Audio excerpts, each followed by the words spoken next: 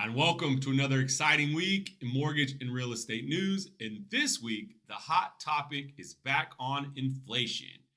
And in our latest PCE report, we showed that core inflation actually continued to decrease. Now, we know that the Fed has an arbitrary target of 2%.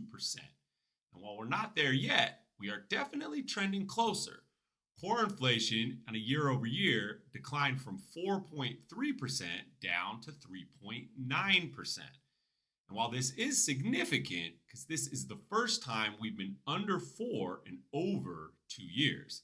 And if we actually pay attention to real-time core inflation, as the Fed likes to measure things out as lagging over the last 6 months, utilizing real time, we actually think we could be 9/10 lower and actually closer to 3%, which would be, again, a lot closer to that Fed target of 2%. So let's pay attention as inflation continues to decrease. One place hit the hardest with the rise in inflation has been U.S. households pertaining to their credit card debts. And while we've seen the Fed continue to raise interest rates, that has directly impacted credit card rates. And with the higher cost of goods, we've seen that number recently hit an all-time high. The increase in credit card debt has also correlated with a decrease in savings balances and investments.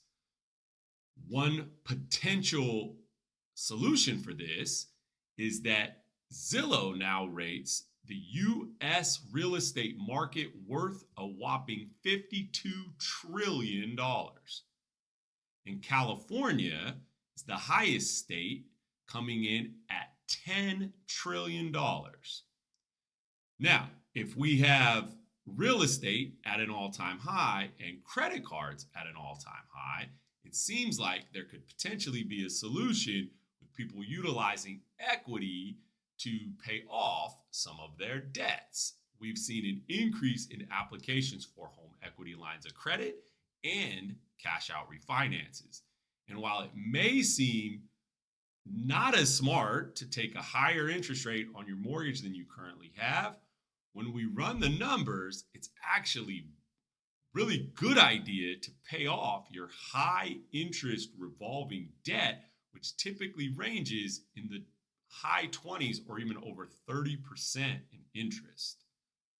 One thing that we're paying attention to is next week's October jobs report and the 49ers looking to go 4-0 this week at home against the Cardinals. We'll see you next week.